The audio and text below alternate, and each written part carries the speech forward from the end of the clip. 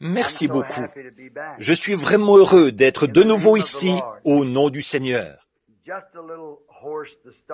Je serai un peu enroué au début, mais au bout d'un moment, le Seigneur me fait passer la deuxième vitesse.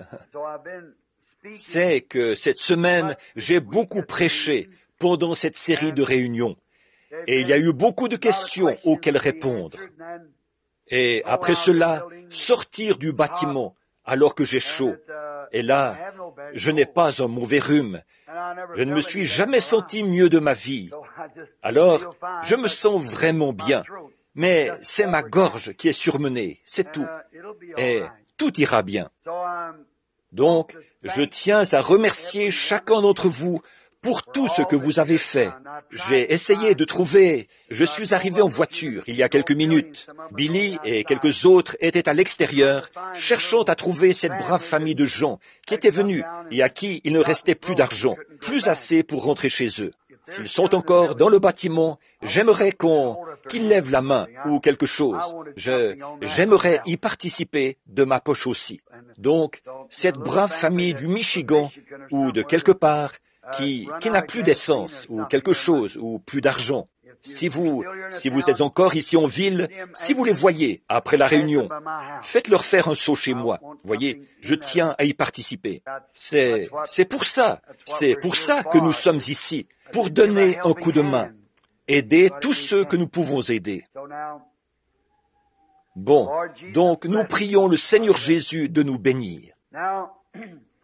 Bien, cette semaine a été une semaine inhabituelle. Il s'est passé des choses inhabituelles parmi nous.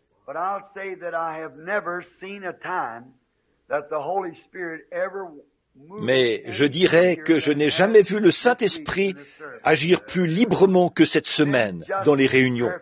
J'ai trouvé ça tout à fait merveilleux. Et le soir, en rentrant, des fois, ce n'est qu'à 1h du matin que j'en arrivais à dormir. Je me réjouis vraiment en pensant que le Seigneur Jésus est si bon pour nous. Et maintenant, ceux d'entre vous qui sont d'ici, de la ville ou des environs, si vous n'avez pas encore un chez vous, une église qui soit la vôtre, vous pouvez venir ici quand vous voulez pour en faire votre chez vous. Souvenez-vous, ici, nous n'inscrivons pas de membres. C'est une fraternité ouverte à tous. Nous n'avons, comme disait Howard Callell, aucune autre loi que l'amour, aucun autre credo que Christ, aucun autre livre que la Bible. Donc, vous êtes toujours les bienvenus dans ce petit tabernacle. Et nous comptons, si le Seigneur le veut, construire dès que possible une église qui convient mieux, plus spacieuse. Pas trop grande, puisque nous croyons que Jésus revient bientôt. Nous ne voulons pas quelque chose de trop sophistiqué. Nous voulons seulement quelque chose. Celui-ci, il est sur le point de s'écrouler. Il a fait son temps, et nous sommes très reconnaissants de l'avoir eu. Je n'oublierai jamais, ici même, où se trouve cette chaire maintenant. Il y a une bonne vingtaine d'années, je me suis agenouillé dans un vieil étang avec des roseaux au-dessus de ma tête. Et le Seigneur m'a dit, construis ton église ici, sur un petit terrain que nous sommes allés acheter au Ingram pour $160, à charge pour nous de le combler. C'était un étang où on venait tous patiner quand il était gelé. Frère Jess Spencer se souvient certainement du temps où ici, c'était un étang, lui et Sir Spencer. Je pense que vous vous en souvenez. Les attelages faisaient un grand détour ici pour éviter les temps. J'étais un petit garçon, là, à l'école Ingramville. Ici, c'était un étang. On venait ici patiner et jouer des parties de hockey improvisées. Et tout sur l'étang. Frère Mike, tu te souviens de l'époque où c'était un étang ici? Oui, monsieur. Et frère Roy, là-bas. Maintenant, à l'emplacement de l'étang, il en reste seulement une partie juste ici, derrière. C'est là que nous baptisons les gens dans l'eau pour la rémission de leurs péchés. Et maintenant, vous savez, quand on en vient aux questions, et qu'on a quelque chose qu'on veut apporter. Ça pose un problème, parce qu'on a un auditoire de différents horizons. Les gens ont été enseignés d'une façon ou d'une autre. Mais quand on peut expliquer la chose, même si c'est contraire à l'enseignement qu'ils ont reçu, et que la douceur de leur esprit répond, pour moi, c'est divin. Je ne veux pas mentionner de nom, mais un certain docteur d'une autre ville est venu me voir là, dans le bureau à côté. Je crois qu'il est médecin. Et il disait que ça faisait des années qu'il était plutôt embrouillé à ce sujet. Il avait lu un livre qui était écrit sur le sujet, contraire à mon enseignement. Mais il a dit que depuis qu'il est venu aux réunions et qu'il a vu les réalités de l'Écriture apportées et mises à leur place, la question est définitivement réglée. Il y a quelques instants, dans le bureau, j'ai rencontré des gens qui viennent de l'extérieur, de l'Illinois. Et il y avait à peu près 4 ministres, 3 ou 4 ministres. Ils m'ont dit, « Frère Branham, nous avons enseigné le contraire toute notre vie, mais maintenant, nous saisissons la vision et nous voyons où est vraiment la vérité. Nous nous demandions ce qu'il en était. » Voyez, et là, c'est que maintenant nous sommes, en fait, frères, là, n'allez pas croire que cela porte atteinte à une église ou à des gens, quels qu'ils soient. Cela ne fait qu'édifier l'église, voyez. Et alors, ensemble, nous devons nous unir. Nous devons faire front commun ensemble. Quand Dieu s'est partagé à la Pentecôte, qu'il a partagé la colonne de feu en de petites colonnes de feu qui sont venues se poser au-dessus des gens, alors le Saint-Esprit est venu sur eux. Si Dieu s'est partagé entre nous, chaque fois qu'il y en a un qui nous rejoint, cela étoffe cette colonne chaque fois plus. Et ensemble, quand toute la glorieuse Église rachetée de Dieu sera rassemblée, nous partirons dans les cieux à coup sûr. Je n'ai jamais essayé de séparer ou de semer la discorde entre les frères. Je me suis efforcé d'être aussi gentil que possible, de comprendre. Et les autres hommes, les églises qui parrainent mes séries de réunions, alors, ils ont des divergences entre eux, mais ils m'aiment, et ils parrainent mes séries de réunions. Et quand j'arrive parmi leurs fidèles, je ne vais certainement pas dire la moindre chose. Un homme bien élevé ne ferait pas ça. Alors un chrétien, encore moins. Absolument pas. Et puis, si jamais je fais des réunions sous tente, ce que j'ai l'intention de faire, si le Seigneur le veut un jour, alors avant d'aborder l'enseignement d'un de ces points, je commencerai par des réunions le matin avec les pasteurs pendant plusieurs jours pour qu'ils sachent ce que je vais enseigner. À ce moment-là, si tel frère ne le voit pas comme ça, qu'il n'est pas d'accord, n'importe quel frère, il dira à son assemblée, « Bon, ça, je ne veux pas que vous l'écoutiez. Nous n'insisterons pas quand ils enseigneront cela. » Voyez, je leur laisse le choix. Nous voulons toujours rester en harmonie avec Dieu et avec ses enfants, avec chacun. Donc, et ce soir, j'ai à répondre à une question, si le Seigneur le veut, et je me suis dit que je devrais peut-être d'abord répondre à cette question. Il me semblait que j'en avais une autre ici, mais c'était un songe que quelqu'un a donné pour que je prie à ce sujet et que j'en donne l'interprétation. Dans sa grâce, le Seigneur nous a si souvent accordé de le faire. Maintenant, avant de poursuivre le service, nous tenons à vous dire que vous êtes tous cordialement invités à revenir à toutes les réunions, chaque fois que nous en aurons. Et vous, de l'extérieur de la ville, de Louisville, d'ici en ville et des environs, ces excellents ministres, le frère de Sellersburg, les gens qui ont chanté, la dame, je ne saurais pas dire qui c'est, qui a chanté ici tout à l'heure, et le petit garçon, nous vous remercions beaucoup. Comme j'étais en train de parler avec des frères là derrière, je n'ai même pas pu voir qui c'était, ce que c'était, mais je l'ai bien entendu. C'était très beau, et j'apprécie vraiment cette contribution. Maintenant, je n'avais pas vu ceci hier soir. Mon fils l'avait mis dans ma poche. Une chère personne avait écrit cela. Et souvenez-vous, les gens ne posent pas ces questions pour s'opposer. Parfois, comme elles sont écrites, elles peuvent donner l'impression que la personne s'oppose. Mais c'est un cœur sincère qui cherche une réponse. Voyez, c'est toujours de cette façon que nous le prenons. Quelqu'un de vraiment sincère qui cherche la vérité. Bon, là, il y a quelque temps, j'étais allé dans une maison pour une réunion de prière. Et frère Junior Jackson, je l'ai entendu tout à l'heure, ou du moins il m'a semblé l'entendre, était avec moi. Il venait de terminer de parler. Et il y avait là un ministre d'une autre assemblée. Je venais à peine de prendre la parole qu'il s'est levé d'un bond pour chercher la dispute avec moi. Eh bien, il se trouvait qu'il y avait environ 5 ministres là, et ils voulaient tous s'opposer à lui tout de suite. J'aurais dit, non, ne faites pas ça. Bon, c'est moi qu'il a attaqué, alors qu'on s'explique, lui et moi.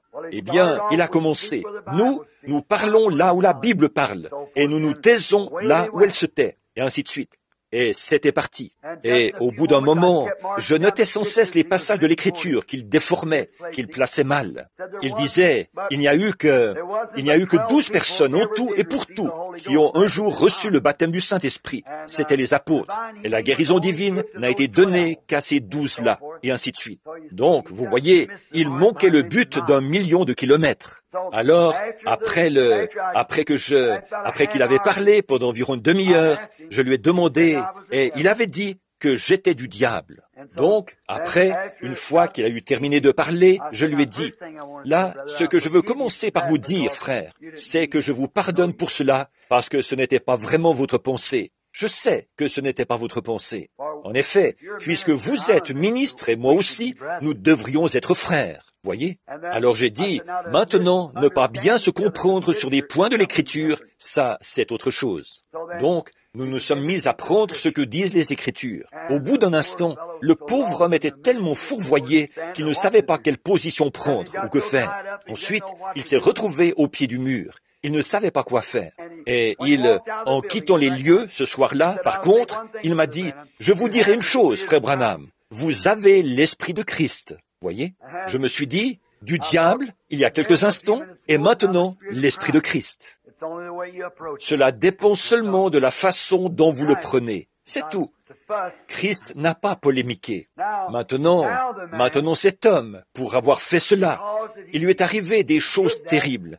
Il a failli perdre la tête. Dans un hôpital psychiatrique ou quelque chose comme ça, il s'est jeté par une fenêtre et il a failli se tuer. Et maintenant, il est revenu vers de bons amis à moi. Il cherche le baptême du Saint-Esprit chaque jour. Il veut venir chez moi, que je lui impose les mains pour qu'il reçoive le Saint-Esprit. Un prédicateur d'une grande église d'une dénomination.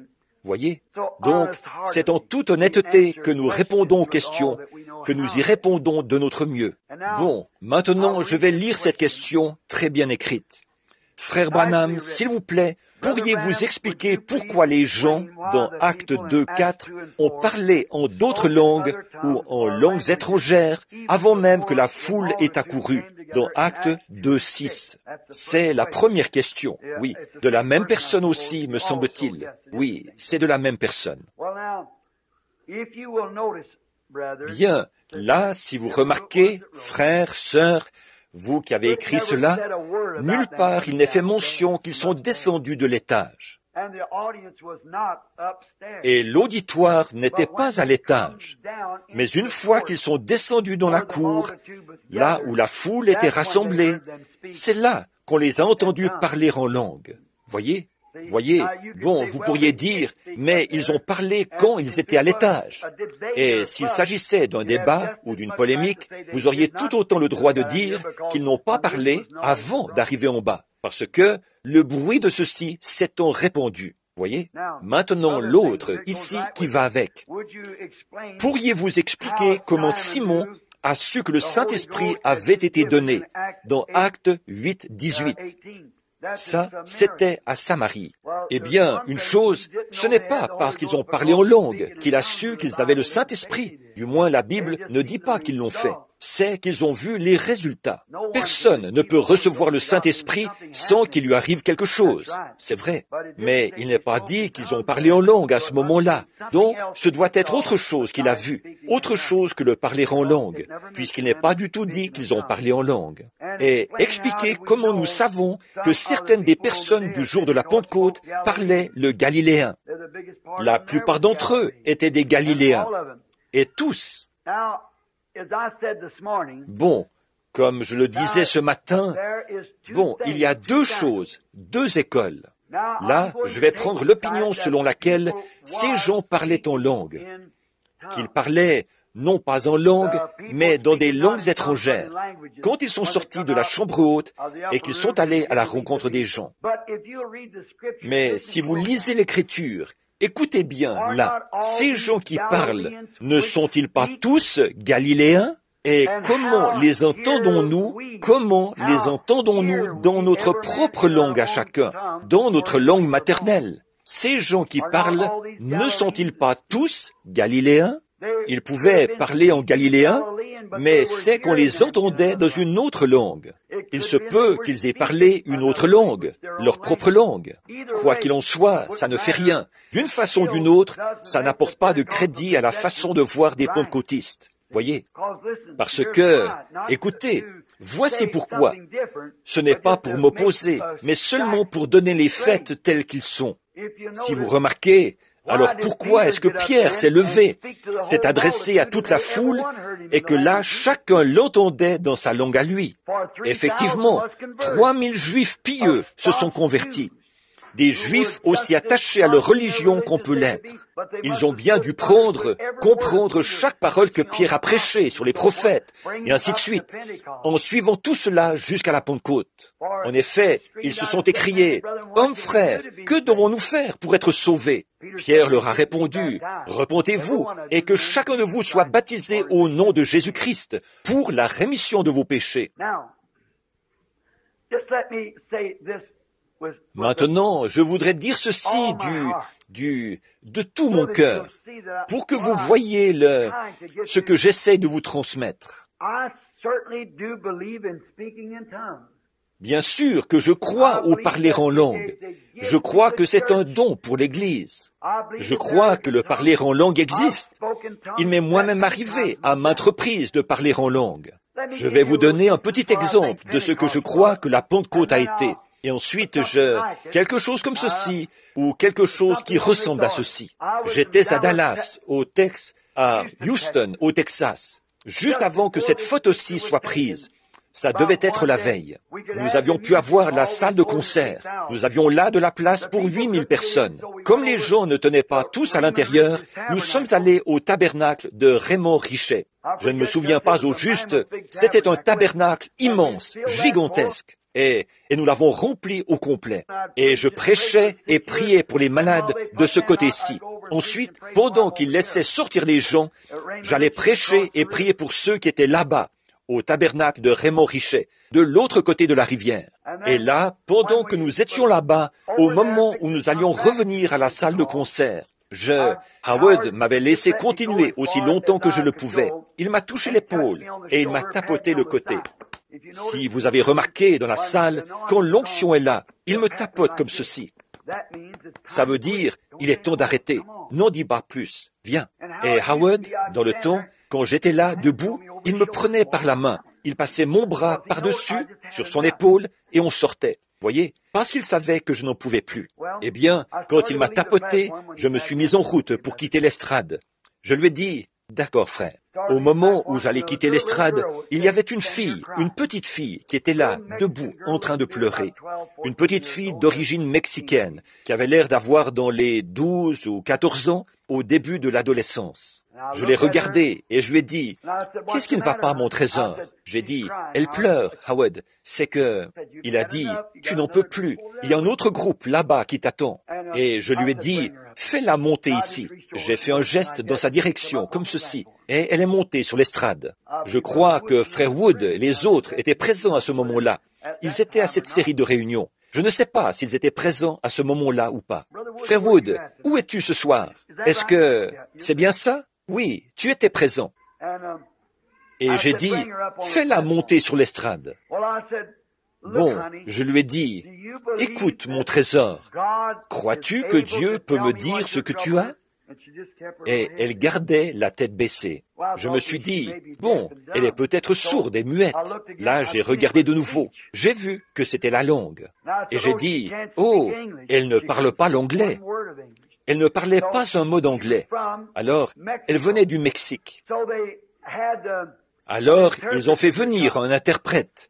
Et j'ai dit, mon trésor, crois-tu que le Seigneur Jésus peut me dire ce que tu as? Bien. Elle a répondu à travers l'interprète. Elle a dit que oui, elle le croyait. Et je lui ai dit, tu ne parles pas du tout l'anglais? L'interprète le lui a répété. Elle a répondu, non, elle n'avait jamais appris un mot d'anglais. Elle venait du Mexique. Et alors, c'est là que la vision a commencé. Et j'ai dit, les visions, ils ne les traduisent pas, voyez, parce qu'on parle sans interruption. Ils ne traduisent jamais une vision. Donc, avant qu'elle soit complètement terminée, c'est ensuite qu'ils leur disent ce qui s'est passé. Alors, pendant que je me suis mis à parler, j'ai eu une vision. J'ai dit, je vois une petite fille d'environ 6 ans. Elle porte une robe en tissu écossais et dans le dos, elle a des mèches de cheveux noirs avec des nœuds de ruban. Elle est assise près d'une cheminée à l'ancienne. Il y a une grande marmite et elle mange du maïs jaune qui est dedans. Elle mange tellement de maïs qu'elle est prise d'un violent malaise. Elle tombe et sa mère l'étend sur le lit. Elle a des convulsions épileptiques. Voilà ce qui lui est arrivé. Voyez, j'ai dit, depuis ce moment-là, tu souffres d'épilepsie. Et rapidement, avant que qui que ce soit ait parlé, elle a regardé l'interprète et elle lui a dit dans sa propre langue. Je croyais pourtant qu'il ne parlait pas l'espagnol. Et l'interprète m'a dit, vous parliez en espagnol? Je lui ai dit, non monsieur, je parlais anglais. Il m'a dit, eh bien, elle dit que vous avez parlé en espagnol. J'ai compris ce que c'était. J'ai dit, arrêtez les magnétophones. Il y avait tout un tas de magnétophones. Il y en avait peut-être une trentaine qui enregistraient à l'époque. Frère Roy Robertson, tu étais là, n'est-ce pas? Oui, frère Roy Robertson, sœur Robertson, et les autres étaient là. Alors j'ai dit, arrêtez les magnétophones, qu'on écoute ce passage. Et c'était bien de l'anglais. Mais vous voyez, là, quand je me suis mis, tant que la vision durait, je parlais en anglais, mais elle l'entendait en espagnol. Comment les entendons-nous dans notre propre langue à chacun, dans notre langue maternelle? Voyez? Mais dès que je me suis remis à parler moi-même, alors elle n'entendait plus ce que je disais. Mais tant que c'était sous l'inspiration. Maintenant, appliquez cela au jour de la Pentecôte. Ne serait-ce qu'un instant. Voyez, mes amis, Dieu est mon juge. C'est le Saint-Esprit qui a fait cela. Or, appliquons cela au jour de la Pentecôte pour faire ressortir le sens de ce que nous voulons dire. Le Saint-Esprit ne fait pas quelque chose rien que pour dire qu'il l'a fait. Il faut qu'il y ait une raison, un but. Voyez? Or, ce jour-là, comment les entendons-nous dans notre propre langue à chacun, dans notre langue maternelle? Tous ces gens qui parlent, ne sont-ils pas galiléens? Comment savait-on qu'ils étaient galiléens, si ce n'est pas qu'ils parlaient galiléen? Tout le monde s'habillait pareil. Comment savait-on qu'ils étaient galiléens? Tous ces gens qui parlent, ne sont-ils pas galiléens? Et comment se fait-il donc que nous les entendions s'exprimer dans notre propre langue à chacun, dans notre langue maternelle? À ce moment-là, un autre homme, Pierre, un Galiléen, se lève et se met à leur prêcher. Et il se trouve que dans cette grande foule de gens, 3000 personnes ont compris ce qu'il a dit. Ces personnes se sont avancées, elles se sont converties, elles ont donné leur vie à Christ. Maintenant, écoutez, permettez-moi de vous donner un autre passage de l'Écriture. Prenons le grand Saint Paul, et là nous lirons le chapitre 12 de la première épître aux Corinthiens. Et puis, nous passerons au chapitre 13 de la première aux Corinthiens, où Paul parle de « si les oreilles disaient au nez, je n'ai pas besoin de toi », et ainsi de suite, les membres du corps. Et ensuite, au chapitre 13, écoutez ce qu'il dit là. Bon, nous savons que la Bible parle de 2 parlers en langue différents. L'un d'eux, c'est une langue qui est un dialecte qui existe sur terre. Quant à l'autre, c'est une langue inconnue. Or, beaucoup de mes précieux frères, je vous ai dit que je suis pentecôtiste. Or, la plupart de mes frères croient que lorsqu'on reçoit le Saint-Esprit, on se lève et on se met à parler dans une langue inconnue. C'est tout à fait contraire à l'Écriture. Dans ce cas-là, les gens ne comprennent pas ce qu'on dit. Mais au jour de la Pentecôte, chacun comprenait ce qu'on disait. C'était le début, la proclamation du message à toutes les nations. Voyez, Jésus a dit que l'Évangile devait être prêché au monde entier. à commencer par Jérusalem. Voilà pourquoi il fallait que ça arrive de cette façon. Remarquez là, Paul a dit qu'un parler en langue, si on parle en langue dans une langue inconnue, c'est-à-dire le don des langues, à moins qu'il y en ait une interprétation ou une révélation, cela ne sert pas à grand-chose. Et puis, nous trouvons au chapitre 13 qu'il dit « Quand je parlerai les langues des hommes, c'est-à-dire les dialectes de la terre, ou des anges, quand je parlerai les langues des hommes ou des anges, si je n'ai pas l'amour, je ne suis rien. » Donc, on peut avoir le véritable parler en langue dans les langues des hommes aussi bien que dans celles des anges, et pourtant ne pas avoir le Saint-Esprit. N'est-ce pas ce que nous venons de voir dans Hébreux 6? La pluie est tombée sur le blé et sur l'ivraie. Jésus n'a-t-il pas dit « La pluie tombe sur les justes et sur les injustes ?» Voyez, la même pluie qui fait pousser le blé est celle qui fait aussi pousser mais c'est à son fruit qu'on le reconnaît. Et le premier des fruits de l'esprit, c'est l'amour. Ce que Paul a dit, c'est si je savais parler toutes sortes de langues, mais que je n'ai pas l'amour, la longanimité, la bonté, la foi, la patience, et ainsi de suite, cela ne me servirait à rien. Voyez? Et remarquez, au sujet des dons, vous dites, « Oh, voilà un grand homme de Dieu. Oh, il accomplit des miracles. » Là encore, ça ne signifie pas qu'il a ce qu'il faut. Quand j'aurais un don de miracle, Paul a dit dans 1 Corinthiens, quelque chose comme ça. Quand j'aurai la foi jusqu'à transporter des montagnes, si je n'ai pas les fruits de l'esprit, l'amour, je ne suis quand même rien. Voyez, parce que la foi peut tout faire. C'est pour ça que je dis toujours, vous n'êtes pas guéri par les mérites de votre salut. Vous êtes guéri par les mérites de votre foi, si tu peux croire. Alors, voyez, quand je parlerai les langues des hommes et des anges, si je n'ai pas là, bien qu'il lui soit possible de le faire, je ne suis rien. Donc, vous voyez, on ne peut pas s'y fier. Maintenant, pour mes chers amis méthodistes, j'en ai 2 assis juste ici, et j'en ai ailleurs. J'en ai plusieurs ici. L'Église méthodiste, il y a longtemps, à ses débuts, croyait que lorsqu'un homme était assez inspiré et sanctifié pour pouvoir crier, il l'avait. Les pentecôtistes ont dit que lorsqu'on parlait en langue, on l'avait. Et de nos jours, ils disent que si on a un ministère de guérison, on l'a. Mais il n'y a rien de... Écoutez mes amis, n'essayez pas de vous fier aux sensations et de les rechercher, mais appuyez-vous plutôt sur les réalités, voyez, et non sur les sensations. C'est très bien de crier, c'est très bien de parler en langue, c'est très bien de louer le Seigneur, c'est très bien d'avoir la foi pour les miracles, toutes ces choses. Et ces sensations, certains disent « Ouh, je l'ai senti comme un vent impétueux », un autre dira « J'ai senti du feu dans mon âme ». Quoi? Dans un cas comme dans l'autre, ce n'est pas ça la preuve qu'il faut. C'est ce que vous êtes après l'avoir reçu. Voyez, c'est ça qui compte. Voyez, donc, on ne peut y rattacher aucune sensation en particulier. Voilà, honnêtement, tout ce que j'en sais. Là, il se peut que je me trompe. Et si je me trompe, alors j'ai mal compris les Écritures. Et si je contredis quelqu'un, ce n'est pas dans l'intention de contredire. Voyez, mais je ne fais que vous dire ma version de ce que je crois être la vérité. Bon, on a passé pas mal de temps sur ce sujet avant de commencer la réunion habituelle. Bon, nous ne parlons pas très souvent de ces choses ici au tabernacle. Ça fait un bout de temps. C'est la première fois, il me semble, depuis longtemps, depuis peut-être 1 an ou 2, quelque chose comme ça. Et alors, il y a peut-être de nos fidèles qui viennent et qui disent « Eh bien, frère Branham, mes lèvres ont balbutié, et j'ai fait ceci, j'ai fait cela. » Je dis, bon, d'accord, c'est très bien. Or, si vous voulez parler dans une langue inconnue, je crois que Dieu vous permettra de le faire.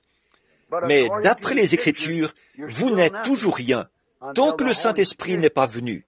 Ensuite, une fois que le Saint-Esprit est venu, alors vous pouvez parler en langue et avoir Dieu, avec la nature que vous avez, il vous taillera et il fera de vous le meilleur serviteur que vous puissiez être. Il pourrait vous faire prêcher l'Évangile. Il pourrait vous donner le don de parler en langue. Il pourrait faire de vous un prophète. Il pourrait vous donner un esprit de prophétie. Il pourrait, qui sait ce qu'il pourrait faire pour vous? Ou il pourrait même vous donner toutes ces choses. Mais la première chose dont il faut vous assurer, c'est que par un seul, pas par une sensation, mais par un seul esprit, nous avons tous été baptisés pour former un seul corps. Et ensuite, les dons viennent de ce corps. Voyez, le parler en langue et tout. Voilà ce que c'est. Si un membre de l'église du Nazaréen vient me voir, vous diriez, Frère Branham, il y a les gens de l'église du Nazaréen et les méthodistes. Ils disent qu'ils ont reçu le Saint-Esprit lorsqu'ils ont poussé des cris. Ils disent qu'ils ont reçu le Saint-Esprit. Je ne dis pas le contraire, mais il y a une chose que je regarde, c'est à leurs fruits. Quand la vérité est révélée, certains d'entre eux s'y opposent farouchement. C'est du diable. Là, par le fruit, on voit d'où c'est venu. Voyez, ça montre qu'ils ne l'ont pas reçu. Mais ceux qui sont disposés à marcher dans la lumière, à recevoir la parole.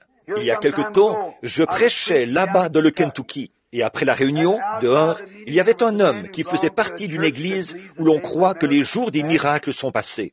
Il avait une lanterne à la main et il m'a dit, « Prédicateur, je vous attendais. » J'étais avec un vieil oncle à moi qui est décédé maintenant. J'ai dit, « Oui, monsieur. » Il m'a dit, « Je suis un tel. » Et je lui ai serré la main. Je lui ai dit, « Je suis vraiment heureux de vous rencontrer, mon frère. » Et il m'a dit, « Je tiens à vous dire que je crois que vous avez complètement tort. » Je lui ai répondu, eh bien, c'est votre droit le plus strict, puisque vous êtes un Américain. Et il a dit, eh bien, vous voyez, et nous, je lui ai dit, tort, à quel sujet? Vous voulez dire au sujet de la guérison? Je lui ai dit, et cette jeune fille aux pieds nus, qui est montée sur l'estrade hier soir, avec un petit bébé. Elle-même n'avait guère plus de 14 ans. Elle était pieds nus, avec une espèce de robe en, comment ça s'appelle? Vichy, calico ou quelque chose. Je ne m'y connais pas en tissu. Et elle tenait un bébé, elle est venue jusqu'à moi. Il y avait des gens jusque dans les fenêtres, et c'était une église méthodiste, l'église méthodiste de White Hill, tout près de Burkesville, dans le Kentucky où je suis né. Et elle tenait ce bébé. Et j'ai dit, sœur, j'avais demandé, est-ce que quelqu'un est malade? Et elle s'était avancée, là, une pauvre créature timide, la tête baissée. Et elle a dit, oui, monsieur, mon bébé. Et le petit faisait comme ça. Je lui ai dit, qu'est-ce qu'il a, sœur? Elle a dit, il a la tremblote. J'ai dit, la tremblote? Oui, monsieur. J'ai dit, depuis combien de temps est-ce qu'il a cette tremblote? Elle a répondu, eh bien, depuis qu'il est né. Et à cette heure, il a près d'1 an. Et je lui ai dit, est-ce que vous voulez bien me laisser tenir ce bébé? Là-bas, dans les régions montagneuses, il faut faire attention à ces choses-là. Elle a dit, oui, monsieur. Elle m'a mis le petit bout de chou dans les bras. Et dans mon cœur, je suis resté immobile un instant. J'ai dit, oh Dieu, si tu veux me permettre de gagner ces gens à toi, fais quelque chose pour moi maintenant. Et pendant que je tenais ce bébé dans mes bras, il a cessé de trembler. Je l'ai regardé, je l'ai assis sur mes bras, j'ai joué avec, et il m'a fait des risettes. J'ai regardé la jeune fille, elle a levé, elle avait la tête baissée, la chevelure partagée en 2 nattes qui lui descendaient dans le dos. Elle a levé la tête, les larmes coulaient sur ses joues. Il y avait là des hommes frustes, avec la barbe longue comme ça, et des larmes leur coulaient sur les joues. J'ai regardé autour de moi, j'ai dit, je vous redonne votre bébé, sœur. Jésus-Christ l'a guéri. Et des femmes âgées, là, se sont mises à s'évanouir et à tomber par terre. On leur versait de l'eau sur le visage et on les éventait. Et alors, je lui ai dit, qu'est-ce qui a fait cela? Il m'a dit, Monsieur Branham, je ne peux pas accepter quelque chose si je ne le vois pas de façon tout à fait claire. J'ai dit, eh bien, voilà qui me semble honnête, mais j'ai dit, puis-je vous demander où vous habitez?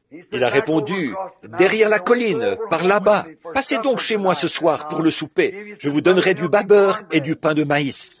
J'ai dit, j'aimerais bien y aller, et j'ai vraiment faim, mais j'ai dit, je ne peux pas. Il faut que je raccompagne mon oncle à la maison. Et j'ai dit, eh bien, puis-je vous demander quelque chose? Comment savez-vous que vous arriverez chez vous? Il a répondu, « C'est simple, je n'ai qu'à passer de l'autre côté de cette colline. » Je lui ai dit, « Est-ce que vous voyez votre maison ?» Il a répondu, « Non. » Je lui ai dit, « Alors, comment savez-vous que vous allez y arriver ?» Il m'a dit, « Il y a un chemin qui mène là-bas. » Je lui ai dit, « N'empêche que vous ne le voyez pas, et vous venez de me dire que vous ne pouvez pas accepter quelque chose à moins de le voir de façon tout à fait claire. » Oh, il a dit, « Je prendrai ma lampe et je marcherai à sa lumière. » Je lui ai dit, « C'est exactement ce que je veux vous amener à faire.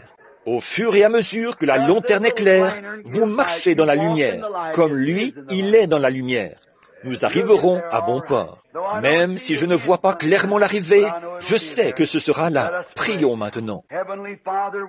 Père Céleste, nous te sommes reconnaissants pour la bonté de Jésus-Christ, qui est l'essence même de l'amour. Avant, je pensais que tu étais fâché contre moi, mais que Jésus m'aimait. Mais maintenant, je reconnais que Jésus est le cœur même de Dieu. Donc, je sais que tu m'aimes et que tu as souffert pour moi. Et Dieu notre Père, je prie pour ce monde aujourd'hui et pour notre pays.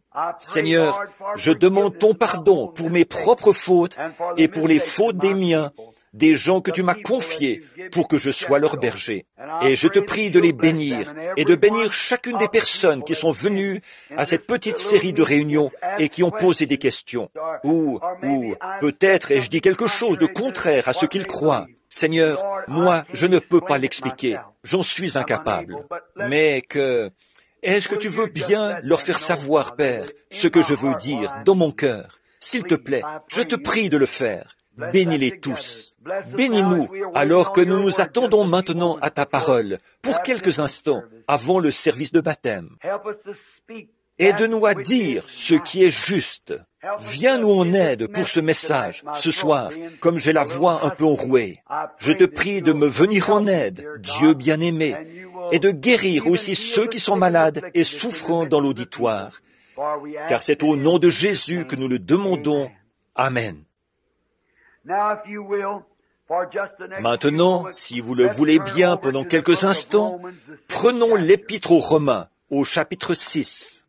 Oh, attendez, je crois que dites donc, j'ai encore beaucoup d'autres caisses. Disons que je répondrai à celle-là mercredi soir, si vous voulez bien.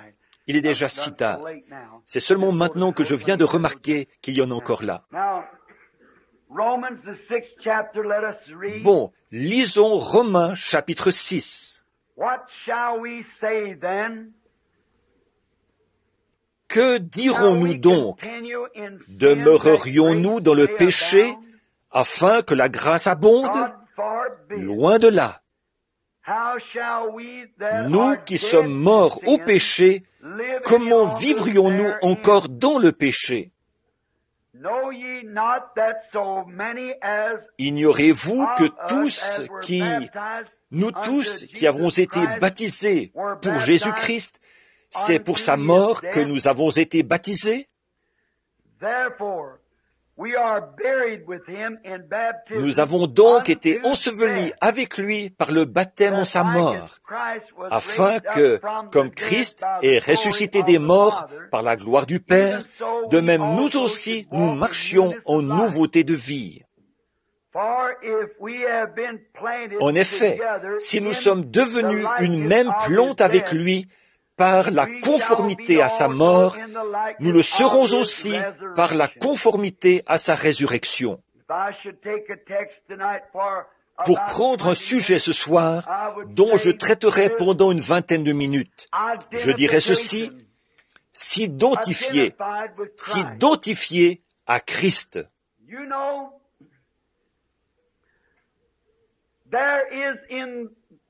Vous savez, aujourd'hui, dans notre pays, il y a tellement de gens insatisfaits. Et on est étonné, lorsqu'on est en déplacement, de trouver tant d'insatisfaction. Les gens ne savent guère ce qu'ils veulent. Ils descendent la rue à 115 ou 130 km à l'heure, là où c'est limité à 50 km à l'heure. Ils font crier leurs freins pour tourner au coin de la rue et repartent à toute vitesse en laissant la moitié de la gomme de leurs pneus, rien que pour aller à 2 pas de chez eux discuter un moment. On dirait que les gens ne savent pas vraiment ce qu'ils veulent. Il y en a qui sont tellement dérangés qu'ils vont à la pharmacie s'acheter une bouteille d'arsenic ou d'acide sulfurique ou quelque chose comme ça pour se suicider. On les retrouve raides morts. Il y en a qui ouvrent le robinet du gaz chez eux ou qui restent dans leur voiture avec un tuyau pour amener le monoxyde de carbone qu'il y a dans les gaz d'échappement pour essayer d'échapper à la vie.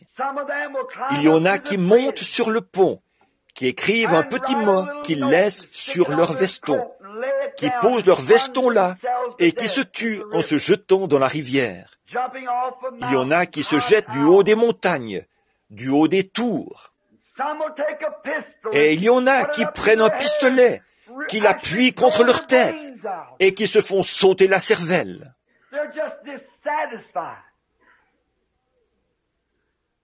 Ils sont insatisfaits. Voilà. Les hôpitaux sont pleins de gens insatisfaits. Les hôpitaux psychiatriques sont combles, insatisfaits. Ils ne savent pas ce qu'ils veulent.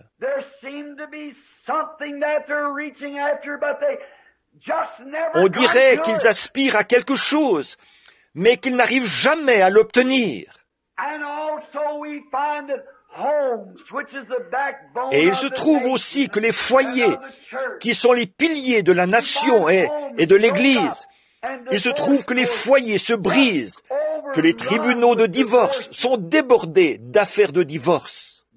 Et la délinquance juvénile, à cause des mères qui laissent leurs jeunes enfants chez des nourrices pour s'en aller travailler ou aller quelque part, alors que leurs maris ont une bonne situation. Mais elles ne se satisfont pas d'être mères au foyer. Elles ne se satisfont pas de s'habiller comme de vraies dames. Elles veulent s'habiller comme des hommes. Les hommes veulent ressembler aux femmes.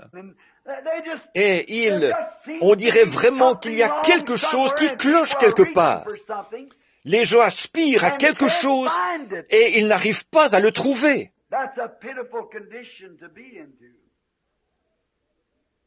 Quel état lamentable! Ils ont cherché partout quelque chose, un exemple à suivre. Prenons les femmes d'aujourd'hui. Elles regardent la télévision et là, elles voient une certaine vedette de cinéma. Ou cette vedette de cinéma se présente habillée d'une certaine façon.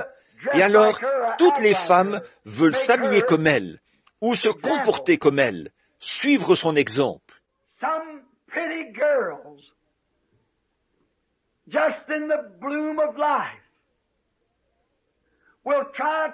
De jolies jeunes filles, dans la fleur de l'âge, essaient d'imiter, de prendre une vedette de cinéma comme exemple à suivre. Et elles finissent par se retrouver ficelées dans une cage de péché d'où elles n'arrivent plus à ressortir. C'est pitoyable. Je les vois venir aux réunions, les joues sillonnées de larmes, mais elles cherchent quelque chose. Prenons les hommes. Les hommes, on les voit dans la rue ou à leur travail. Les hommes d'un certain âge veulent ressembler à des adolescents. Ils se coupent les cheveux en brosse sur le dessus et ils se ramènent les cheveux vers l'arrière en queue de canard. Ils veulent ressembler à des adolescents. Les adolescents veulent ressembler à un de ces rois du rock'n'roll. Où est-ce qu'ils aboutissent? Dans le péché et dans la honte. Les hommes ont l'air d'être insatisfaits. Ils courent dans tous les sens.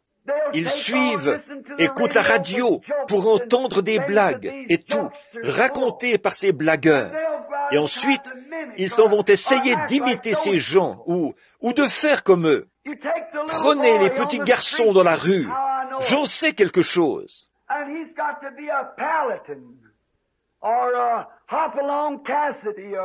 Ils veulent être Paladin ou Hopalong Cassidy Et le monde du commerce exploite ça pour gagner des millions de dollars. Ils veulent être Roy Rogers ou Monsieur Dillon ou un personnage d'une des séries télévisées.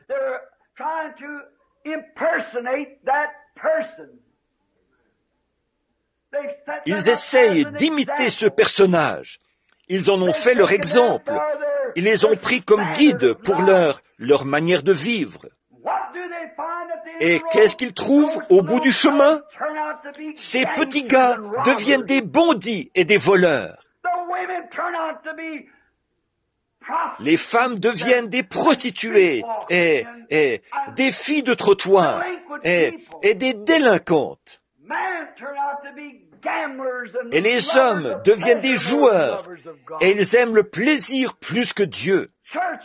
Les assemblées essaient d'imiter une autre assemblée, une grande assemblée.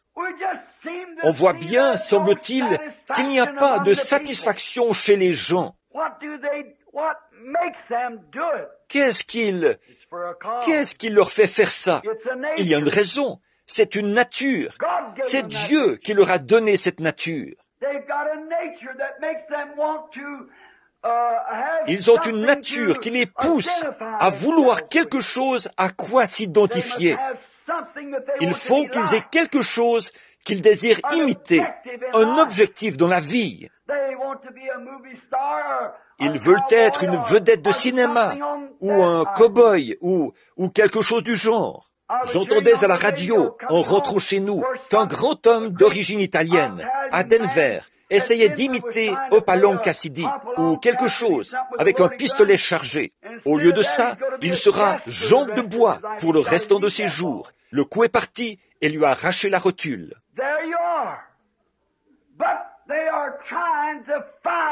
Voilà, mais ils essayent de trouver quelque chose à quoi s'identifier. Et la raison pour laquelle ils le font, c'est parce qu'il y a quelque chose en eux, et c'est Dieu qui les a fait comme ça. Mais Dieu leur a fait un exemple auquel s'identifier. Et c'est quand il a fait Jésus-Christ pour qu'il soit votre sauveur.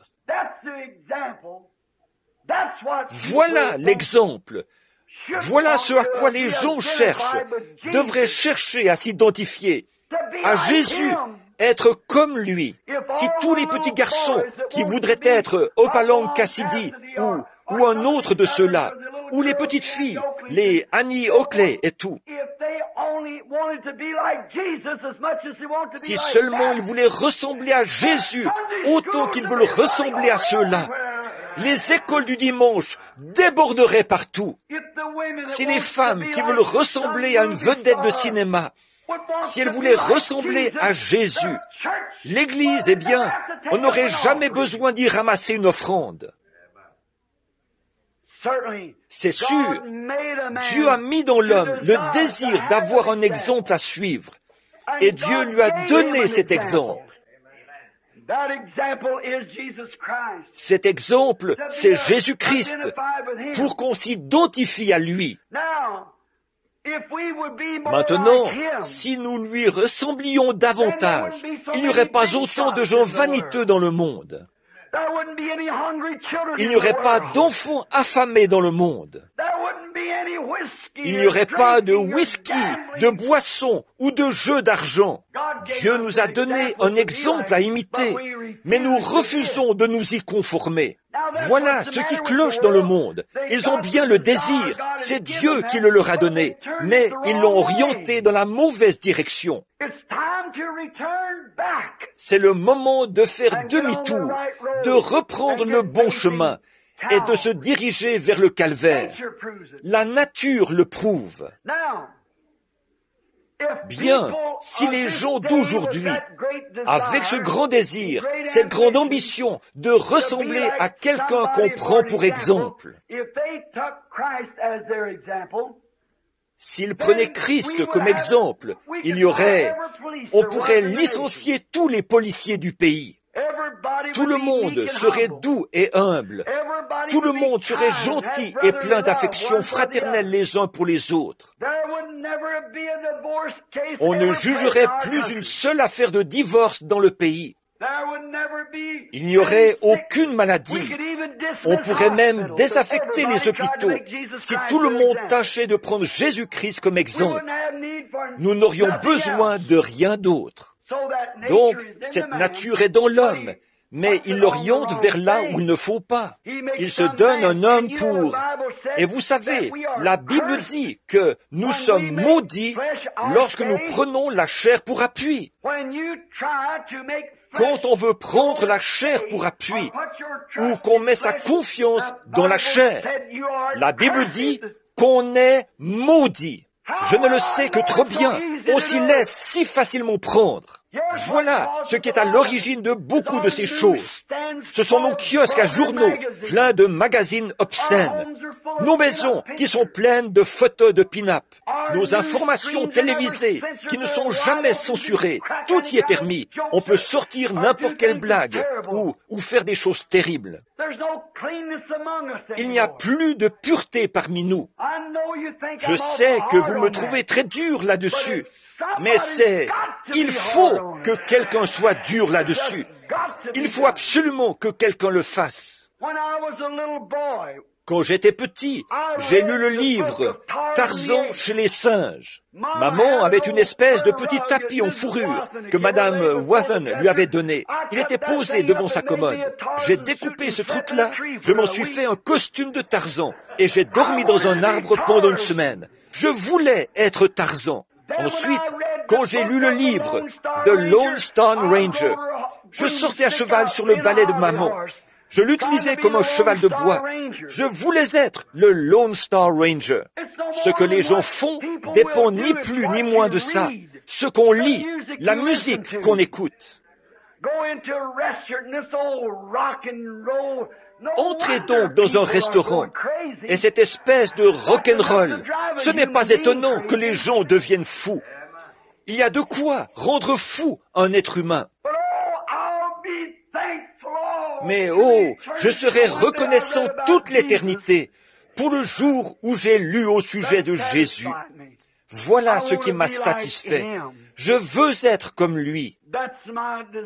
Voilà mon désir, de pouvoir tondre l'autre jour ou faire l'effort supplémentaire, de pouvoir pardonner quand tout est contre vous, de n'en vouloir à personne, même quand ils vous maltraitent à raison ou plutôt à tort, pour le bien que vous avez fait, mais de continuer à les aimer. Voilà comment je veux être. Voilà le genre de personne que je veux être. Je veux être capable, lorsqu'on m'injurie, de ne pas injurier en retour. Voilà l'exemple que Dieu nous a donné en Jésus-Christ. C'est à lui que nous devrions nous identifier. Nous sommes Comment s'identifier à lui, me direz-vous, frère Branham? Là, pour ressembler, il faut s'habiller comme les vedettes de Hollywood et faire toutes ces choses. Mais comment s'identifier à Jésus-Christ? Premièrement, vous vous repentez de ce que vous avez déjà fait. Et ensuite, vous vous identifiez à lui ici, dans le baptistère. Sans doute que beaucoup de personnes vont s'identifier à lui dans quelques minutes. Dans le baptistère, vous vous identifiez à lui par le baptême. En effet, si nous sommes ensevelis en Christ, nous sommes identifiés à sa mort, à son ensevelissement et à sa résurrection. Voilà pourquoi nous nous faisons baptiser. Nous descendons dans l'eau et nous en ressortons pour témoigner de ce que nous croyons à la mort, à l'ensevelissement et à la résurrection de Jésus-Christ. Et si nous sommes devenus une même plante avec lui, par la conformité à sa mort, Dieu nous a donné cette promesse. Nous serons semblables à lui à la résurrection. Identifiez-vous à une reine du cinéma et voyez où vous arriverez. Identifiez-vous à un certain cow-boy ou un certain adolescent et voyez où vous arriverez. Mais je vous mets au défi ce soir. Identifiez-vous à Jésus-Christ dans sa mort et dans sa résurrection et voyez où vous serez à la résurrection. Car si nous souffrons avec lui, nous régnerons avec lui. Dieu nous a donné cette promesse. Tout mon désir, c'est d'être comme lui. Prends-moi, ô Seigneur, pour me modeler, me former. Façonne-moi à nouveau. Comme le prophète qui est allé à la maison du potier. Brise-moi pour me remodeler. Dans l'Ancien Testament, lorsqu'un homme voulait s'identifier dans la maison de Dieu, il prenait tout ce qu'il pouvait trouver de plus innocent. Un agneau. Il savait que l'agneau n'avait pas de péché, puisqu'il ne connaissait pas le péché. Alors, il y allait, il prenait l'agneau, il posait la main sur sa tête, il confessait ses péchés. Et par la foi, il transférait ses péchés vers l'agneau et l'innocence de l'agneau vers lui. Ensuite, l'agneau mourait, puisqu'il était pécheur. Et cet homme vivait par un acte de foi pour avoir obéi à ce que Dieu avait dit. Mais qu'est-ce qu'il faisait? Il ressortait du temple avec le même désir qu'il avait en lui en entrant. Parce que quand cette cellule sanguine se brisait, et la vie commence dans une cellule sanguine, quand cette cellule sanguine se brisait, la vie de l'agneau n'était pas compatible. Elle ne pouvait pas revenir dans une vie humaine, parce que c'était une vie animale. Cet homme repartait avec le même désir, ce qui fait qu'il continue à pécher de plus belle chaque fois. Mais un moment est venu où Dieu nous a fourni un exemple. Il nous a donné le Seigneur Jésus.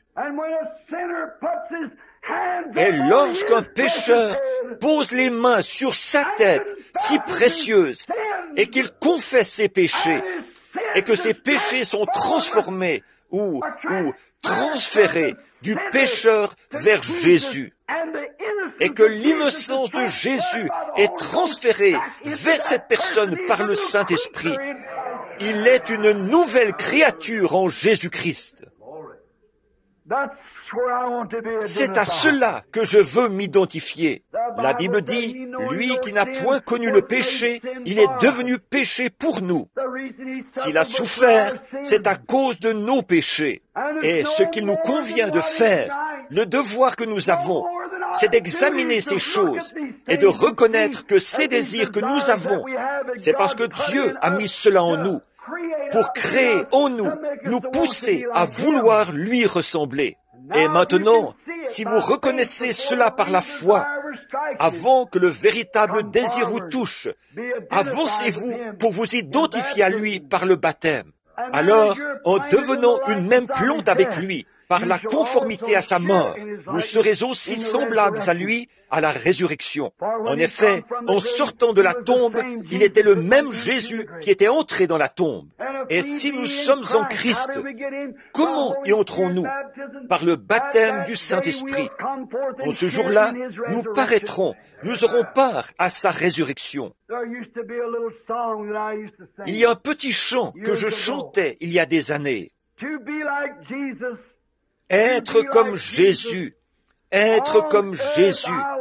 Sur terre, je languis d'être comme lui.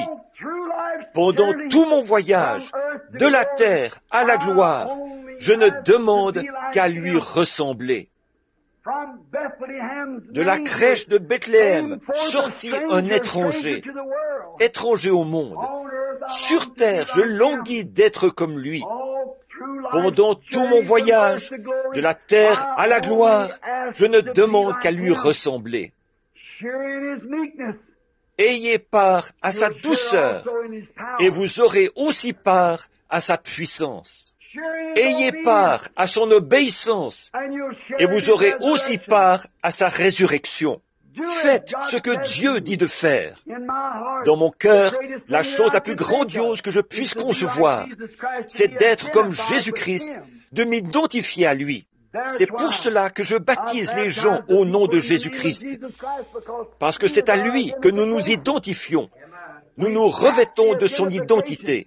Quoi que vous fassiez, en parole ou en œuvre, faites tout au nom de Jésus-Christ, en rendant pour cela des actions de grâce à Dieu. Et c'est par le baptême que nous nous identifions à lui. Ce soir, nous allons baptiser dans quelques instants les gens qui attendent d'être baptisés ici dans la pièce. Et s'il y a dans votre cœur un désir, si vous voulez, si vous avez de grandes ambitions dans ce monde, repentez-vous-en maintenant. Demandez pardon à Dieu d'avoir voulu être quelqu'un de grand dans ce monde. Dites, Seigneur, ma seule ambition, c'est d'être comme Jésus. Venez avec douceur, avec humilité, alors en posant vos mains sur sa tête et en confessant vos péchés par la foi, dites, Seigneur, je regrette d'avoir fait cela. Qu'est-ce qui se passera alors? Dieu va transférer toute votre culpabilité sur lui. Il prendra son innocence pour vous l'attribuer à vous. Et vous serez justifiés dans la présence de Dieu parce que vous avez cru à Jésus-Christ, son Fils. Quel plan du salut! À ce moment-là, vous aurez part à sa gloire. La bonté de Dieu entrera dans votre cœur. La puissance de sa résurrection fera de vous une nouvelle personne. Elle satisfera toutes vos aspirations. Quand j'étais gamin, j'ai tout essayé. J'ai fait tout ce que j'étais assez grand pour faire. Et beaucoup de choses que je n'étais pas assez grand pour faire. J'essayais, j'aimais et j'aime toujours chasser. Pour moi, on ne pouvait pas avoir mieux que ça. Je me disais que mon père montait à cheval, et je me disais, si seulement je pouvais partir dans l'Ouest pour aller débourrer des chevaux. Eh bien, frère, une fois, tout là-bas dans les montagnes de l'Arizona, alors que je faisais redescendre un troupeau de bétail, un soir, j'étais là, et il y avait un jeune gars qui s'appelait Slim, et qui avait appuyé une feuille de papier sur un peigne. Il en jouait. Il y avait un autre gars là, qui venait du Texas, qui grattait sa guitare. Et au bout d'un moment, ils se sont mis à jouer un cantique. J'avais enlevé la selle de mon cheval, je l'avais mise sous ma tête, je l'utilisais comme oreiller. Et ma couverture tirée sur moi, j'étais allongé là, j'avais gardé mes bottes sur moi, soulevé du sol par les éperons. Et il s'est mis à jouer. À la croix où mourut mon sauveur, je suis venu brisé de douleur. Là, son sang purifia mon cœur, à son nom la gloire. J'ai essayé de tirer la couverture et de me boucher les oreilles. J'ai regardé vers le ciel. On voyait les étoiles très proches. Et on aurait dit que le bruissement des pins dans la montagne appelait « Adam, où es-tu » Oh, l'élevage du bétail, là c'était bien secondaire. Je voulais trouver Dieu. Tout là-bas, soulevé sur une paire d'éperons, j'ai dit « Monsieur, je ne sais pas qui vous êtes, mais ne me punissez pas tant que je n'aurai pas trouvé ce qu'il faut. » 2 jours plus tard, j'étais assis là, en ville, quelques jours plus tard, après le grand rassemblement du bétail. J'étais assis là, sur un banc public. Une jeune fille, originaire d'un pays de langue espagnole, s'est approchée. Et moi, j'étais assis là, je pensais à Dieu. Qu'est-ce que cela peut bien être? Et cette fille s'est approchée. J'étais un garçon d'environ 18 ans, et elle a laissé tomber son mouchoir en passant. Je lui ai dit, « Mademoiselle, vous avez laissé tomber votre mouchoir. » Rien que de penser à Dieu, ça avait changé mon désir. Mon pauvre cœur d'Irlandais était affamé. Je désirais quelque chose qui me satisfasse. Dieu m'a donné le privilège de chasser dans le monde entier, en Afrique, en Inde, en traversant des chaînes de montagnes, au Canada, de faire certains des plus grands parcours de chasse, d'attraper des records mondiaux. Tout ça, c'est très bien, mais il n'y a rien qui puisse suppléer à cette puissance du Dieu vivant, ce qui descend là, dans l'âme. Quand j'arrive dans ces endroits, j'aime les montagnes, j'aime les couchers de soleil. Là, je m'installe, j'attache mon cheval et je me dirige vers les sommets. Je reste là quelques jours, à admirer les levers et les couchers de soleil, à écouter le cri des aigles.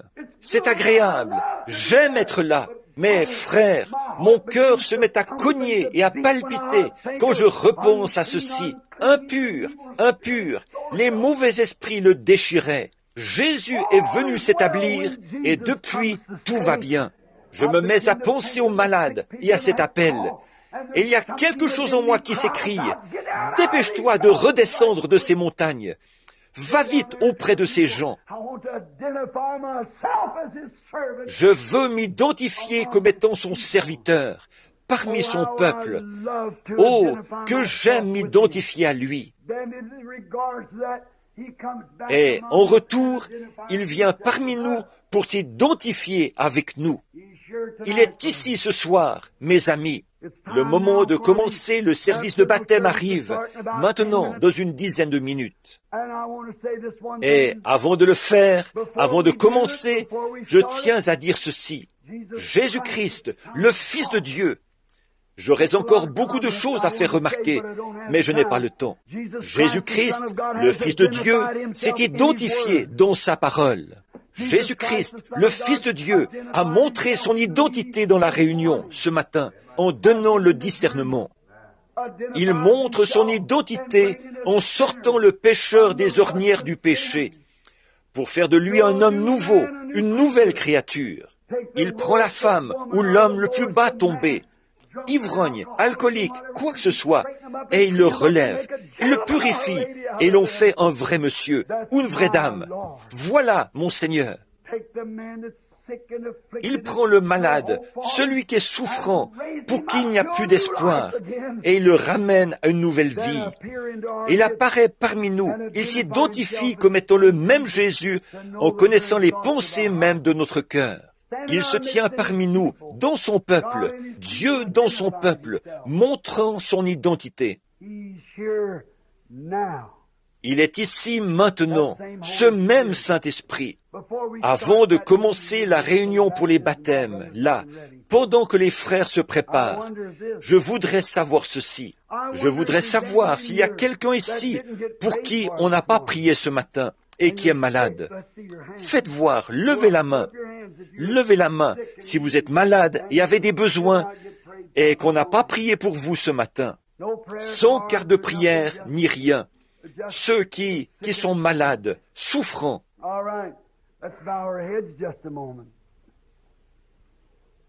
Très bien, courbons la tête un instant.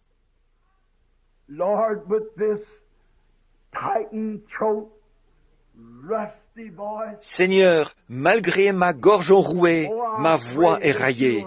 Oh, je te prie de faire descendre cette semence au fond du cœur des gens. Nous devons nous identifier à toi. En effet, il y a un proverbe qui accourt ici sur terre. On reconnaît l'oiseau à son plumage et on reconnaît l'homme à ses fréquentations. Et, bien-aimé Père Céleste, nous te prions d'être notre fréquentation. Seigneur, puissions-nous être avec toi, même si cela doit nous coûter tout ce que nous avons sur cette terre. Qu'on nous identifie ainsi. Cet homme-là, il vit vraiment avec Dieu. Il vit en compagnie de Dieu.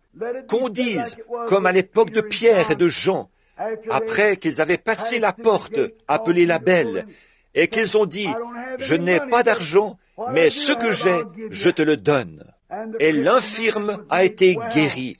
Et la fois où ils étaient dans la cour, les gens ont dit qu'ils reconnaissaient qu'ils étaient des hommes illettrés et du commun.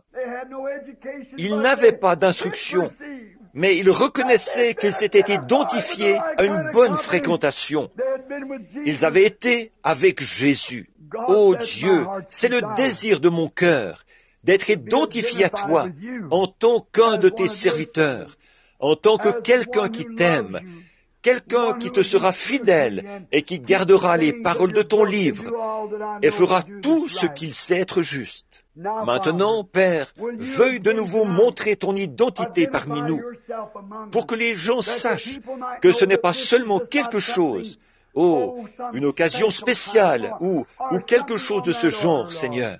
Que ce soir, on sache que tu es le même Dieu qui était ici ce matin. Tu as la même puissance et les mêmes choses que tu as faites ce matin. Tu peux les faire encore ce soir. Tu as promis qu'elles arriveraient dans les derniers jours. Et il y a beaucoup de gens ici qui n'ont pas pu mettre en œuvre suffisamment de foi. Nous te prions de leur donner la foi maintenant et que ton esprit montre son identité parmi nous. Parce que tu as dit, Les œuvres que je fais, celui qui croit en moi les fera aussi. Donc, ô Dieu, je te prie de t'identifier, de montrer que tu es ici avec nous ce soir, et que tu nous aimes toujours, et que tu désires que chaque personne ici qui ne s'est pas encore fait baptiser vienne s'identifier à toi, et qu'ainsi ils aient, eux aussi, part à cette grâce merveilleuse qui peut être transmise de nous vers lui et de lui vers nous, notre culpabilité vers lui et sa grâce vers nous. Accorde-le, Seigneur, exauce nos prières, car c'est au nom de ton Fils Jésus que nous le demandons. Amen. Nous nous tenons dans l'ombre de la justice équitable de Dieu. Il a promis que chaque fois que 2 ou 3 seraient rassemblés au nom de Jésus-Christ, il serait au milieu d'eux. Bon, je ne sais pas. Je suppose qu'une partie des cartes de prière ont été utilisées. Certains d'entre vous en ont peut-être encore. Beaucoup d'entre vous n'ont pas de carte de prière. Peu importe que vous en ayez ou non. Si vous êtes malade, vous êtes malade. Et si ce Dieu qui a écrit cette Bible, croyez-vous sérieusement en lui? S'il revient parmi nous pour prouver lui-même, après la prédication de la parole, qu'il est ici, pour convaincre les pécheurs qu'il est ici, s'il est présent pour guérir les malades et qu'il révèle quelle est la cause, comme il l'a fait quand il était ici sur terre, est-ce que vous accepterez joyeusement votre guérison? Si oui, levez la main partout. Nous n'avons pas, je ne sais pas quelles sont les cartes de prière qu'il a distribuées. Nous n'utiliserons pas les cartes de prière. À vous de prier simplement et à vous de croire. Et s'il le fait, qu'il montre son identité, vous devriez avoir honte de ne pas vous identifier à lui à ce moment-là. Vous auriez intérêt à le faire. Bon, voici un défi pour vous. Ce matin, dans l'église, nous avons distribué des cartes de prière et nous avons fait avancer les gens devant l'autel. Nous avons prié pour eux. Alors le Saint-Esprit a agi de façon mémorable. Et au bout d'un moment, j'ai senti qu'on me tirait par le côté. Il fallait que je m'en aille parce que j'étais épuisé. Et maintenant, je vous dis, à vous qui n'avez pas de carte de prière, ni rien, et qui êtes assis là, dans l'auditoire, vous avez ce défi. Je vous mets au défi de faire ceci, de croire que l'histoire de Jésus-Christ que je vous ai racontée est la vérité. Et si vous êtes malade, priez. Peu importe. Ce matin, j'ai essayé de trouver des gens qui n'étaient pas du tabernacle. Ce soir, peu importe d'où vous êtes, priez simplement. Et là, si le glorieux Saint-Esprit de Dieu, dont nous avons la photo ici, s'il vient parmi nous, vous m'avez entendu si souvent prêcher à ce sujet, déclarer qu'il nous a promis de faire ces choses, comme quand il était sur terre, quand il reviendrait dans notre chair, il ferait la même chose. Maintenant, si vous êtes malade, priez. Mettez-vous au défi. Mettez Dieu au défi. Dites, ô Dieu, frère Branham ne me connaît pas. Il ne sait rien de moi. Mais si seulement tu permets qu'il se tourne vers moi, fais que je touche ton vêtement, et ensuite parle, je saurai que tu t'associes à cette Église. L'Église, c'est les croyants. Alors je saurai que tu es le même hier, aujourd'hui et éternellement. Et priez. C'est que je me sens conduit à faire cela. Je ne sais pas pourquoi, mais je me sens conduit à le faire. Maintenant, si vous voulez bien lever la tête, il y a ici, en train de me regarder, une femme qui avait la main levée comme ceci, qui priait il y a quelques instants.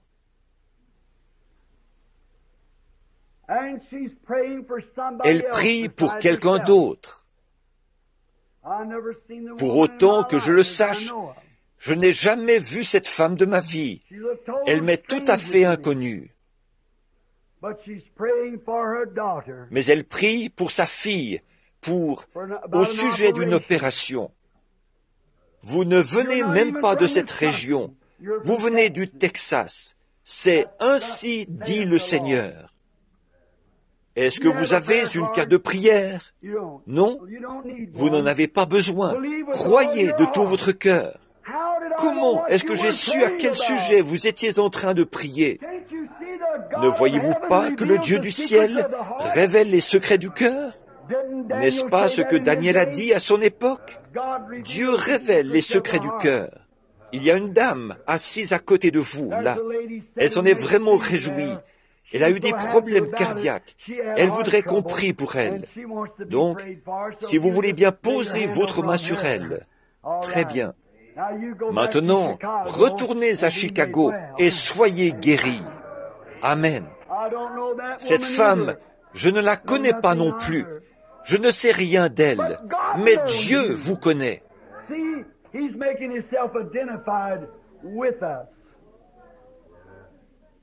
Voyez, il s'identifie avec nous. Si tu peux croire, tout est possible. Cette petite dame juive, assise ici, elle aussi, elle priait. C'est vrai, vous étiez en train de prier pour que je m'adresse à vous. J'ai vu quelle était la nature de vos ennuis ce matin, mais je n'en ai pas parlé. Mais vos problèmes de pied qui vous ennuient, ils vont s'arranger. Donc, ne vous faites pas de soucis.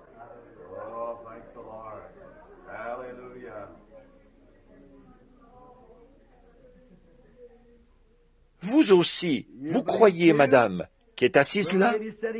Est-ce que vous croyez que je suis son prophète, son serviteur? Je ne vous connais pas. Dieu vous connaît. Mais s'il est l'Esprit de Dieu avec nous, alors il fera ce que faisait Jésus. Vous étiez en train de prier, et j'ai senti quelque chose qui m'a tiré vers vous. L'ange de l'Éternel est là, à côté d'elle. Si vous croyez, vos ennuis cardiaques cesseront, et votre arthrite aussi. Vous vous appelez Madame Wisdom. C'est ça. Rentrez chez vous et soyez guérie, Madame Wisdom. Je n'ai jamais vu cette femme de ma vie, mais il est Dieu, si vous voulez seulement le croire. Regardez ici. Vous voyez cette dame assise là, qui tient sa main comme ceci, devant sa bouche? Vous ne voyez pas cette lumière qui se tient juste au-dessus de cette dame, là? Regardez un peu, ça s'approche d'elle. Ça s'ouvre à mes yeux. Elle a des problèmes de foie. Elle souffre d'un problème hépatique. C'est un problème de vésicule biliaire. Mais vous êtes Madame Palmer. C'est ça. Voilà, je me rappelle qui. Je ne voyais pas seulement en vision. Là, je vous vois assise à côté de frère Palmer. C'est juste, sœur. Maintenant, repartez guéris. Croyez de tout votre cœur. Il y a aussi une dame assise derrière elle, qui a levé les yeux, d'un air un peu étonné, juste derrière elle.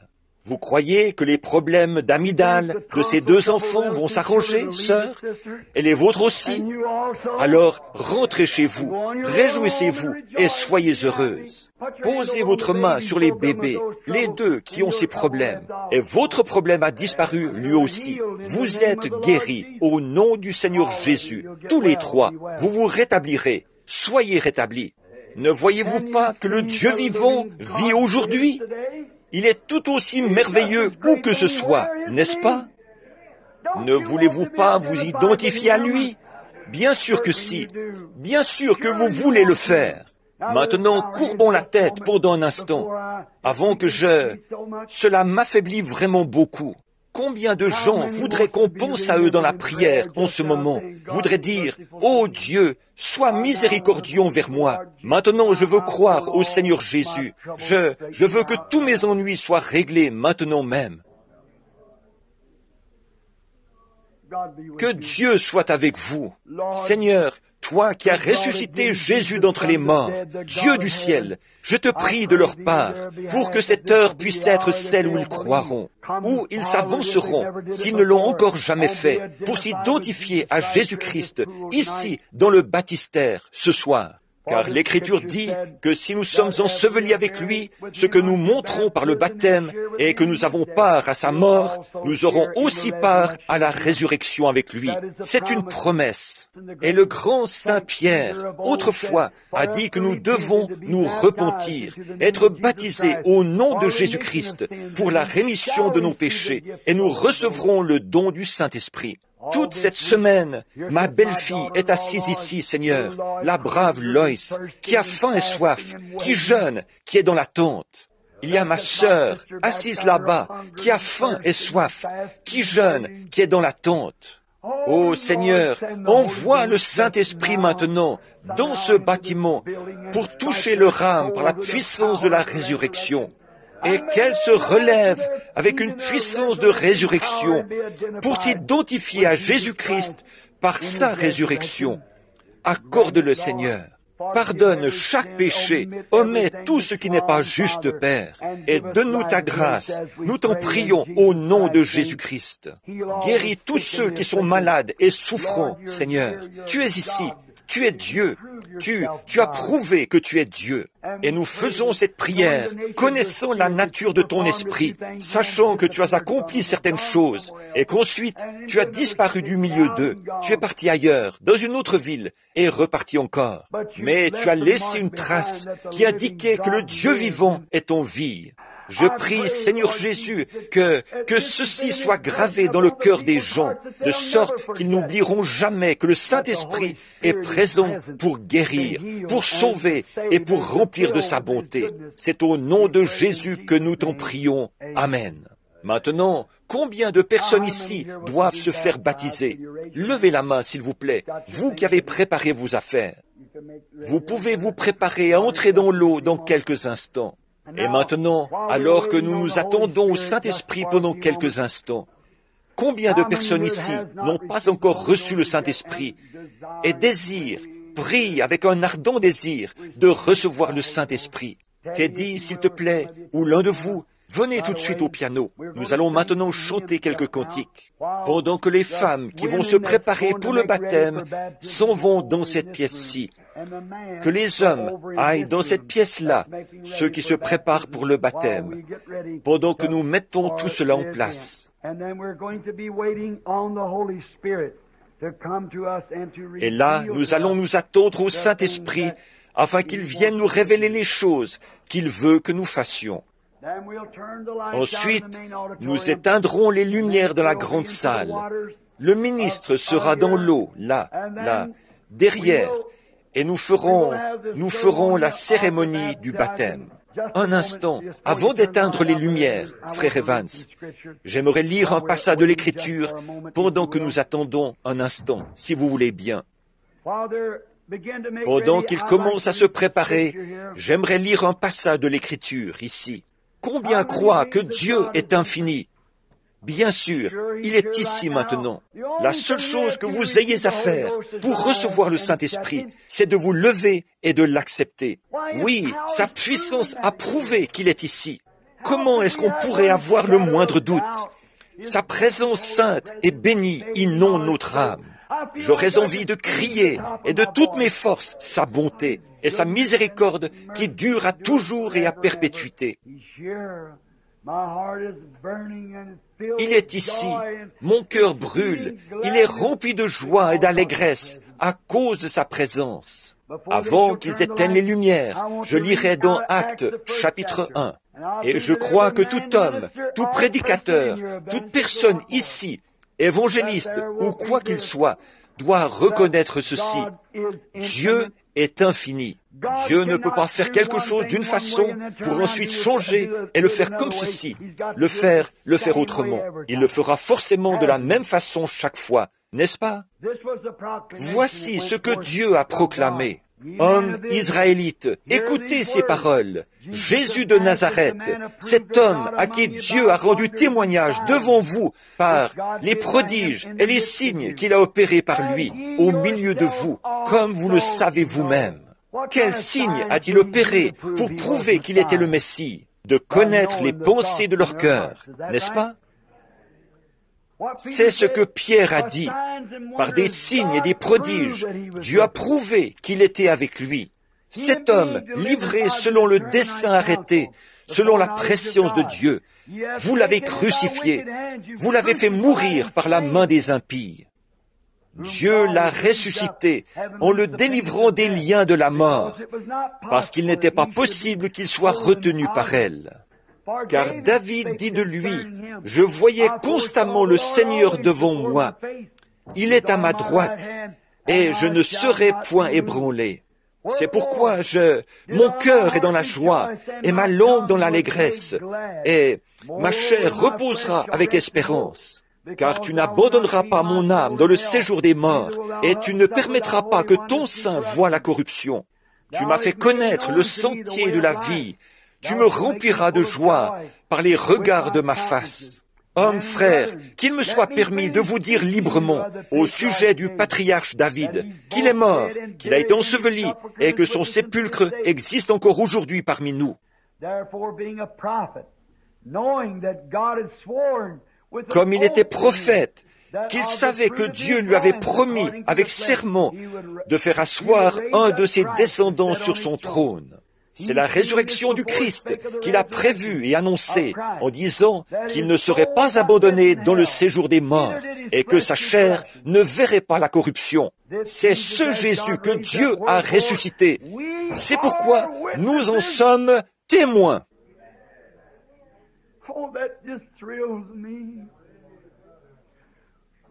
Oh, que cela me réjouit! Nous sommes toujours ses témoins. Il est ressuscité des morts. Il est vivant ce soir.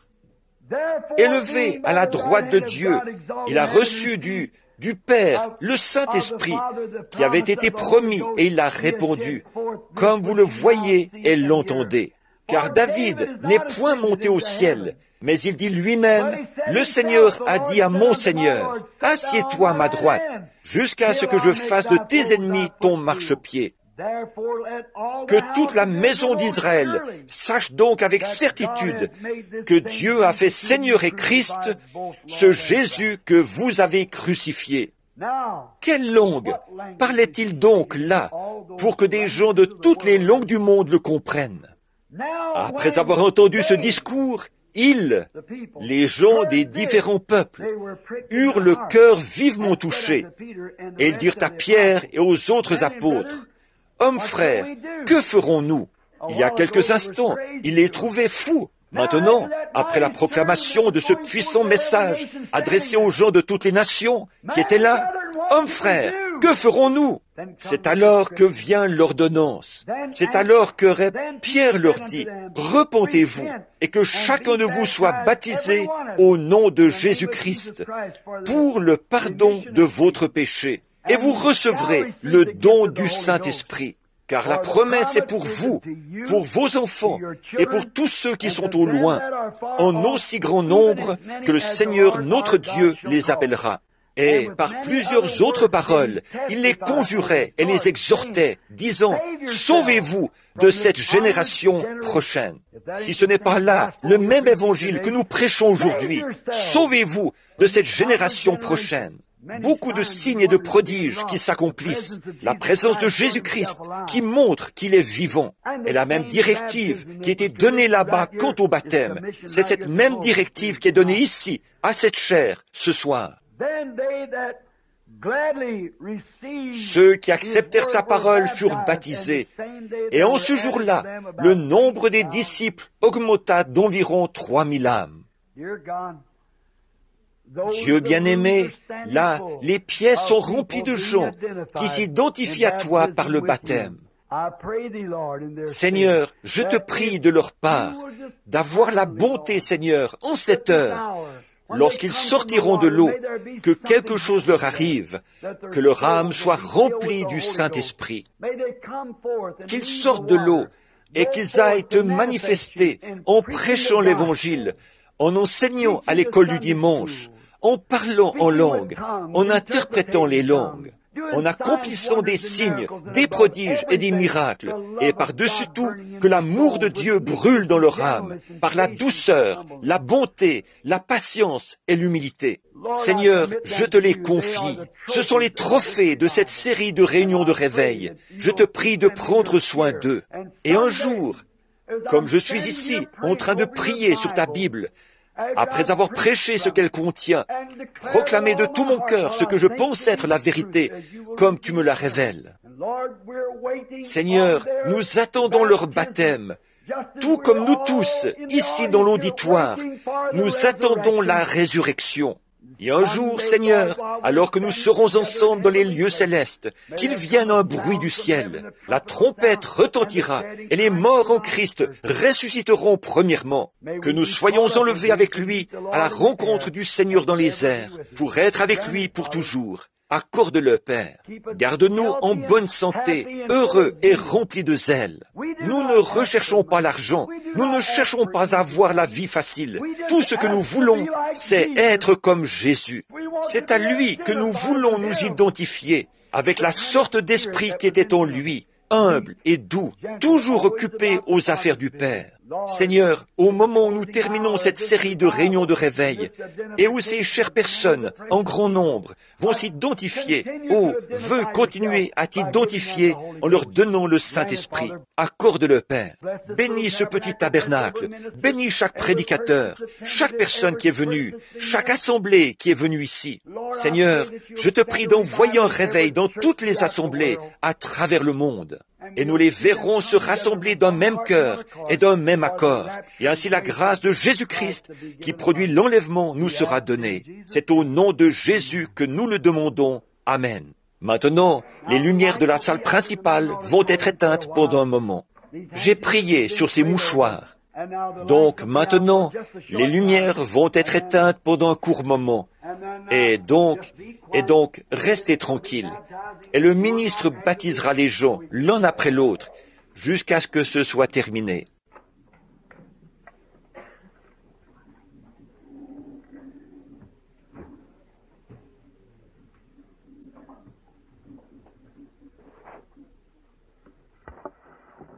Bon, pour que tout le monde voit bien. Bon, celui-là, ce micro-là, mettez-le en bas, là, au bout du baptistère. Oui, c'est ça.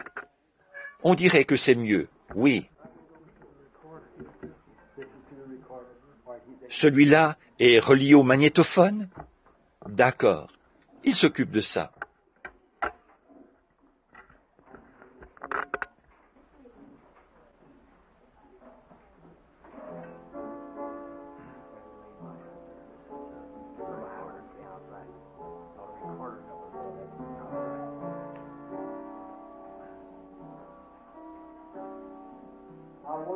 J'aurais voulu faire ceci moi-même ce soir. J'ai tellement chaud. Et Frère Neville, lui, il s'est reposé. Donc nous voulons que le pasteur aussi ait une participation à ceci. Un frère vraiment bien. Dans quelques instants, les lumières seront éteintes dans la salle principale. Et vous verrez au moyen de notre grand miroir qui est accroché derrière, qui permet de voir le baptistère où ils viendront les enterrer dès qu'ils seront prêts. Et chaque fois, au moment du baptême, les anciens tireront le rideau, à cause des femmes, lorsqu'elles sortent de l'eau. Donc, ils entreront l'un après l'autre. Nommez-vous, dites qui vous êtes, et on vous baptisera au nom de Jésus-Christ.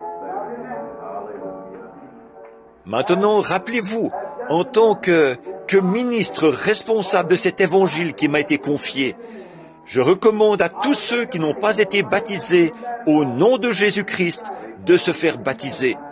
C'est ce que Paul a dit.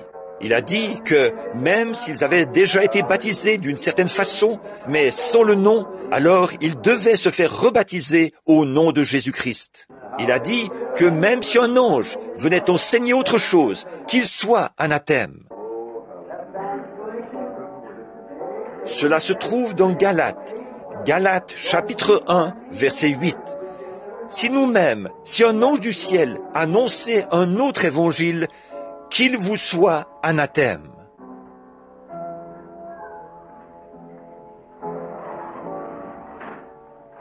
Bon, avant qu'on commence la cérémonie, est-ce que tout le monde voit bien?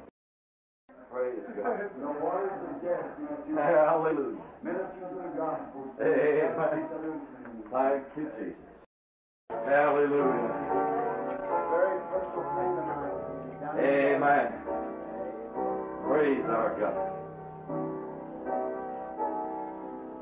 Hallelujah. This lady's a very personal friend to Oral Roberts. She and her husband and family. Amen. Another great Thanks be to soul, God. great soul winner for God. Brother Oral Roberts.